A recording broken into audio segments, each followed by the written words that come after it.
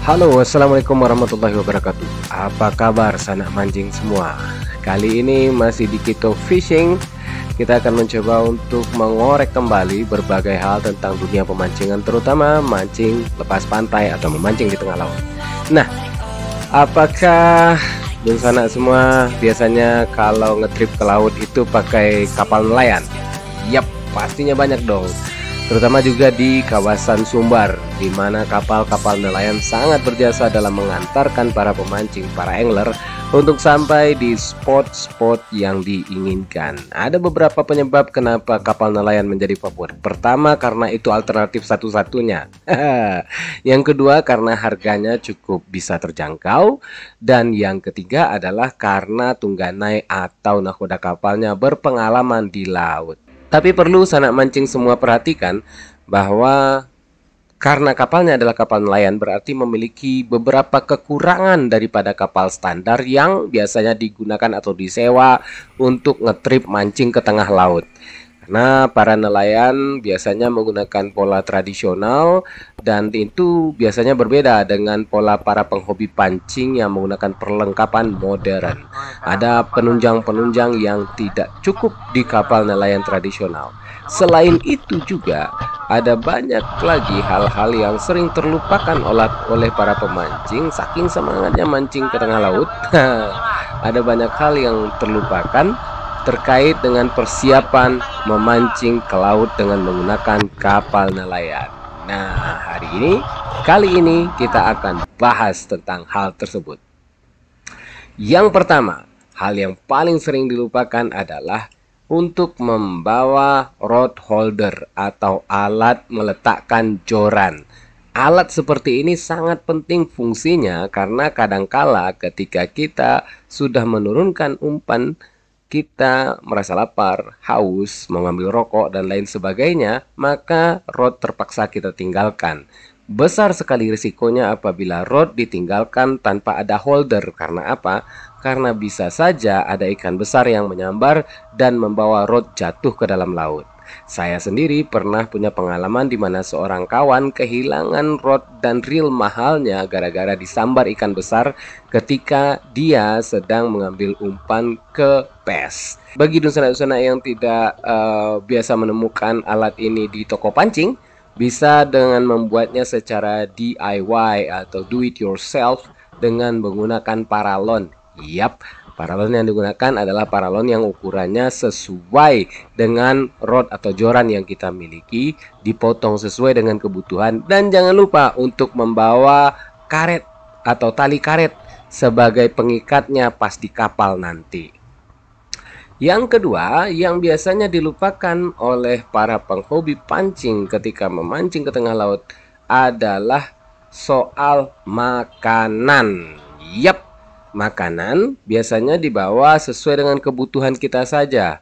Jika kita berangkat pagi dan kembali paginya lagi di esok hari, biasanya kita bawa 3 bungkus nasi saja. Ada yang kelupaan bahwa kita tidak tahu dengan cuaca di tengah laut. Apabila nanti ada badai, lalu kemudian air masuk ke dalam kapal, biasanya makanan yang kita bawa ikut terkena imbasnya. Biasanya makanan yang kita bawa turut terkena imbasnya. Karena itu kita harus membawa makanan ekstra. Kalau biasanya kita bawa 3 untuk persiapan 3 kali makan dalam sehari, maka lebihkanlah untuk menjadi 4 atau 5 bungkus. Lagian kita juga harus menyiapkan makanan cadangan bagi tungganai atau nahkoda yang akan membawa kapal kita. Kedua, tentang makanan ini harus diperhatikan adalah nilai gizinya. Ingat, biasanya kalau memancing di tengah laut dengan menghabiskan waktu 24 jam berarti kita akan mancing di tengah malam dan itu butuh energi yang super ekstra. Kalau tidak, kita akan pulang dalam keadaan sangat lelah. Bahkan tidak jarang ada kasus pemancing yang pulang kemudian tiba-tiba mendapat penyakit tipes karena memaksakan diri memancing di tengah laut dengan energi dari makanan yang kurang dari yang seharusnya. Kemudian yang harus diperhatikan lagi ketika memancing ke laut dan sering kali kelupaan adalah perangkat safety atau pengamanan, terutama pelampung. Kita sangat percaya bahwa kapal nelayan memiliki perlengkapan-perlengkapan yang kita butuhkan? Sebenarnya tidak.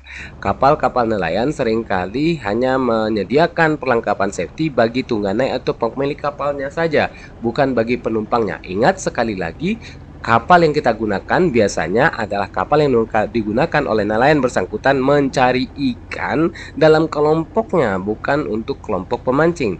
Jadi urusan safety adalah urusan kita masing-masing. Jangan lupa untuk membawa berbagai perlengkapan keamanan seperti pelampung maupun ring buoy.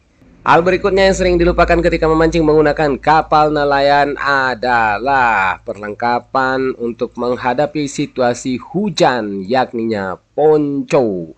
Alat ini sangat penting dan berguna karena pakaian atau kebutuhan seperti ini sebenarnya sangat penting karena dikhawatirkan kapal nelayan yang akan kita gunakan itu tidak memiliki atap yang baik, sehingga apabila hujan terjadi akan terjadi kebocoran dan bikin basah kita. Nah, untuk memancing di tengah malam apabila telah basah, itu biasanya mood tiba-tiba menjadi hilang. Kecuali kalau kita menggunakan ponco. Harganya tidak mahal dan biasanya mereka yang memiliki motor juga memiliki ponco kan? Kenapa kita tidak bawa? Dalam situasi hujan, orang juga kerap berhenti memancing dengan alasan tidak bawa ponco untuk berteduh di bawah atap kapal. Sementara biasanya dalam situasi hujan itu pula ikan-ikan pada suka makan. Maka jangan sampai kehilangan momen hanya gara-gara takut basah oleh hujan. Bawa ponco. Terakhir adalah kaos kaki hitam. Ini barangkali cukup aneh kedengarannya bagi sanak pemancing semua. Jadi kaos kaki hitam ini sering disarankan oleh para nelayan untuk dibawa bagi para pemancing yang ingin menggunakan jasa kapalnya, karena ada kemungkinan-kemungkinan terburuk di mana misalnya kapal terbalik dan kita sih aman kalau bawa pelampung, apalagi kalau kita bisa berenang. Tetapi yang jadi masalah adalah berarti sebagian tubuh kita terendam di dalam air. Bagian tubuh yang paling gampang kelihatan itu adalah kaki karena kaki berwarna putih. Siapa yang akan melihat itu? Ikan-ikan predator yang berbahaya, hiu misalnya. Konon kabarnya, kalau menurut para nelayan, lebih disarankan membawa kaos kaki hitam karena dengan menggunakan kaos kaki hitam ketika kejadian yang tidak dikehendaki itu terjadi, maka hiu tidak dapat melihat kaki kita. Makanya disarankan untuk membawa kaos kaki hitam. Selain itu, kaos kaki juga sangat berguna untuk menghangatkan kaki kita apabila kita tidur di atas kapal pada malam hari yang anginnya kencang sekali. Jadi nggak rugi buat bawa benda kecil dan ringan ini. Oke, sanak mancing semua, kira-kira itu dulu dari kami Kito Fishing. Semoga trip dan perjalanan sanak semua dalam keadaan baik, diberkahi dan dilindungi oleh Allah Subhanahu wa taala. Amin ya rabbal alamin. Sampai jumpa di edisi berikutnya dengan kupasan-kupasan yang penting barangkali bagi para pemancing terutama yang akan mancing di tengah laut.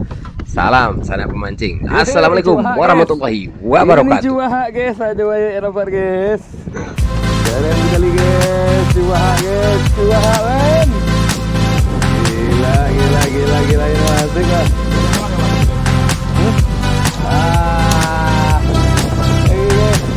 Ini juga ini guys. If I open up my arms, I can see the sky. I can see the sky. See the sky. See the sky.